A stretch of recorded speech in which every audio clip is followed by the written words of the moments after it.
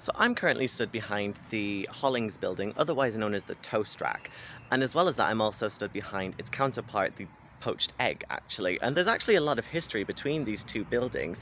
They're actually built in 1960 as part of the Domestic Trades College, which then turned into Manchester Polytechnic, which in itself then turned into Manchester Metropolitan University. And in 1998, the actual Hollings building itself actually got a grade 2 listing for its architectural significance in the wake of the Second World War and the Festival of Britain.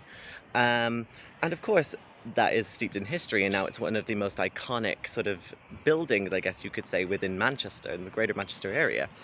However, the building was owned by Manchester Metropolitan University as part of its Hollings, so humanities and linguistics, until 2013 when they decided to sell the buildings. And that left the area in a little bit of disrepair, and we don't necessarily know what was going to happen to it.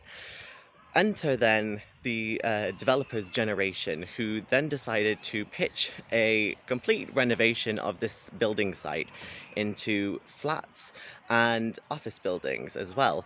So currently there is a plan to turn this building into 210 individual flats between 1 and 4 beds, and turning the Poached Egg into a sort of sports and leisure centre, essentially. And that's partly what has happened already. The Poached Egg is currently home to the gym in Fallowfield, and that is the actual 4th largest branch of the gym group in the UK, actually. However, in terms of turning the actual building itself into flats, it's a lot more complicated of a story. There have been many different problems for the contractors, trying to find contractors, having the planning permission delayed by at least 2 years as well.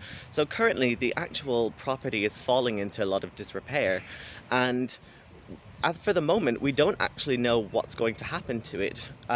The completion date was supposed to have been actually 2 years ago. So what is next for the Hollings building is anyone's guess.